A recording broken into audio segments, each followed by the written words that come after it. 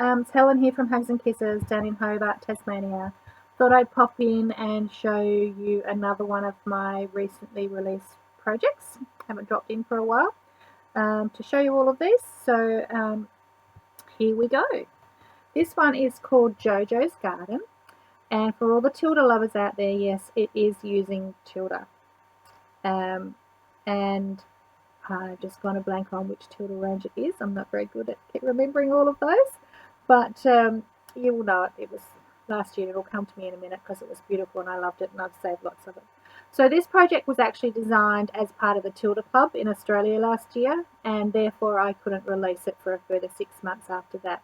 But we cut lots of kits and held on to them, so if you weren't in the Tilda Club, we have a few left still.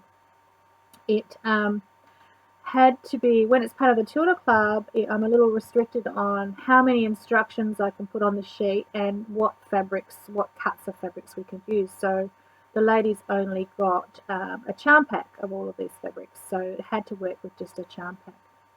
So it is a little bag, little zipper pouch, sort of a triangle shape. So it's quite roomy in there. It would be a nice pencil case or a knitting bag. It's long enough for your knitting needles. An applique bag with all your applique tools and everything. It's quite roomy.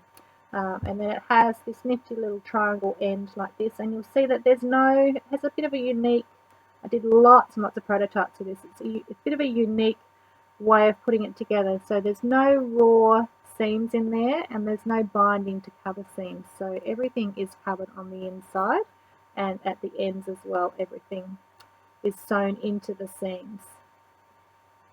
Okay, so it has a strip of little 3/4 inch hexies. I find the 3/4 just a little daintier than the 1 inch, and I thought this fabric just lent itself to dainty. Of course, it does lend itself to fussy cutting as well, but the kits aren't cut for fussy cutting, so it's luck of the draw, or if you've got some yardage of it, you might be able to fussy cut. You can see, it looks like I couldn't help myself, and I have fussy cutted all of these ones. Sometimes you just can't help yourself. I've done it on a lovely linen, a Purity Sand linen colour, which we use a lot of that. So it's a linen cotton fabric, which I use for a lot of stitchery.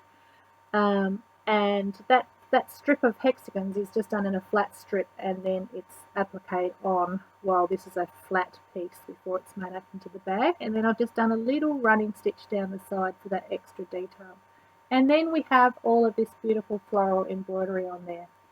If you know my designs, you know I focus a lot on florals and flowers and embroidery and stitchery. So you can see there's quite a bit of embroidery on there.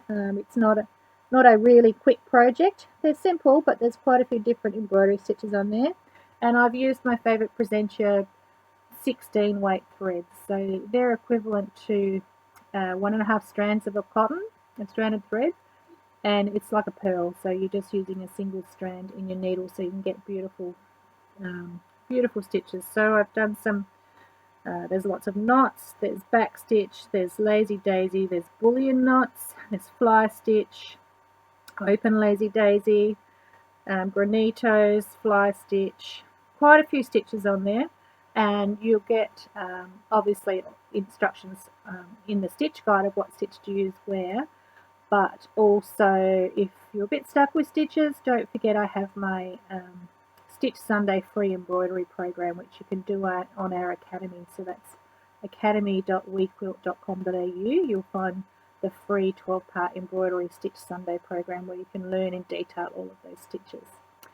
Now, because I was restricted to how many pages of instructions I could have, I also did a full step-by-step photo tutorial of putting this bag together. I said it was a bit of a funny construction method. So up on my website under Toots and Freebies, you'll find the photo step-by-step tutorial that will help if you're trying to make this project. Even if you've got it through the Tilda Club and you've never made it, then be sure to check out that tutorial because that will just help you with the extra instructions. And I didn't mentioned I just finished off the end of the zips because they're exposed on this type of purse. They're not sewn in. So I finished off with some little tabs on the end, and you could put your name on there or embroider whatever you like on there.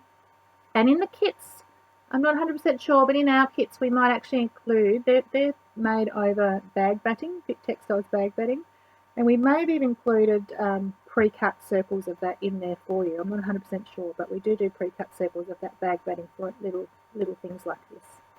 So, but in the pattern you get all your iron-on hexes, and you get an iron-on transfer and a design sheet, and obviously the colour photos and the instructions putting it together, but you've also got that online step-by-step photo tutorial as well. And in the kit you get pretty much everything as it looks here to make that. There will be nothing else you need to get, and you've made it. And I'll just show you that foam bag batting, what I mean, because I've got a bit here. So this is the foam bag batting. You can get it sew-in or single-sided fused or double-sided fused. It doesn't really matter what you use. The fusible is a bit hard to find at the moment, although that's a fused bit. So if you've got sew-in, you can either just sew it in or you can use a spray base to hold the fabric on there while you're sewing it. I think I used single-sided fuse on this particular bag because that's fused on. So that's JoJo's Garden. If you want to know who that's named after, I'm thinking I named that after my dear friend Jo, and not just a dear friend, but the one that holds the ship together, the one that manages the shop and sends all your orders and takes all your calls and emails, and I could not survive without her. So that's JoJo's Garden. I hope you like it.